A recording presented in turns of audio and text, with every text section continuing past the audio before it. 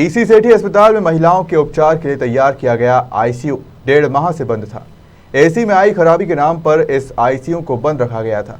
2 दिन पहले कलेक्टर के हस्तक्षेप के बाद ये आईसीयू दोबारा शुरू हुआ, लेकिन स्टाफ न होने से अभी भी इसका संचालन पूरी क्षमता के साथ नहीं हो पा रहा है। अस्पताल प्रबंधन ने भोपाल पत्र भेजकर स्टाफ नियुक्ति की मांग रखी है।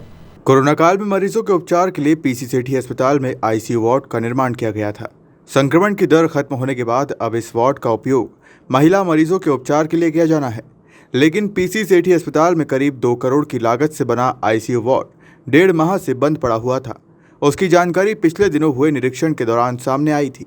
जब ये बात इंदौर कलेक्टर मनीष सिंह के संज्ञान में आई तो उन्होंने सीएमएचओ डॉक्टर BS सैतिया को अस्पताल भेजकर आईसीयू वार्ड को प्रारंभ कराने के निर्देश दिए थे। दरअसल आईसीयू वार्ड का एसी खराब हो गया था, जिसके कारण इस वार्ड को पूरी तरह से बंद कर दिया गया था। इस संबंध में जब अस्पताल के प्रभारी डॉक्टर निखिल ओझा से चर्चा की गई तो उनका कहना था कि राष्ट्रीय हेल्थ मिशन के माध्यम से संविदा पर डॉक्टर नियुक्त किए गए थे, जिनमें से कुछ ने छोड़ दिया है। देखिए, उसके 2 कारण हैं। अब फंक्शनल है अभी, पर पूरी तरह नहीं हो पा रहा है। पहले भी बीच में काफ़ी समय फंक्शनल रहा है। जब गर्मियाँ चालू हुई तो उसका एयर कंडीशनिंग यूनिट जो है वो पूरा आईसीयू को ठंडा भी रखता है, पर उसमें हवा का सर्कुलेशन भी मेंटेन होता है। तो गर्मी के समय बगैर एयर कंडीशनिंग प्लांट को चलाए बगैर हम उसमें पेशेंट्स नहीं रख सकते। तो वो एयर कंडीशनिंग बराबर नहीं चल पा रहा था, इसलिए पिछले 15 दिन प्रॉब्लम रही, पर लास्ट वीक ही वो ठीक हो गया है।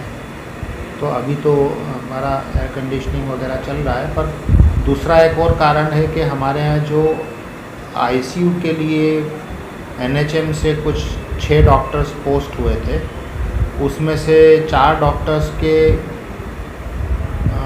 पोस्ट ग्रेजुएशन एग्ज़ाम्स में सिलेक्शंस हो गए। तो क्योंकि वो कहीं ना कहीं पढ़ाई में इंटरेस्टेड रहते हैं तो वो लोग यहाँ से नौकरी छोड़ के चले गए हैं।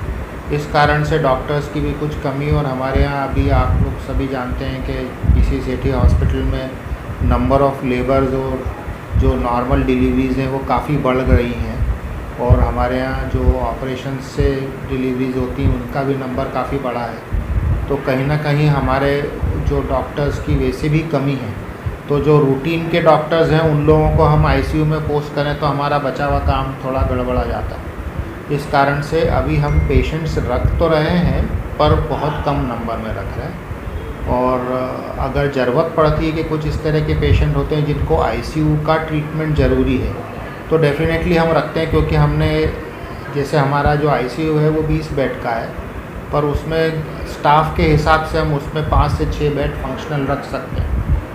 तो यही कारण है कि हाँ, हमने एनएचएम भोपाल में भी रिक्विजिशन भेजा है, और सीएमएचओ साहब के माध्यम से भी हमने भोपाल में भिजवाया है।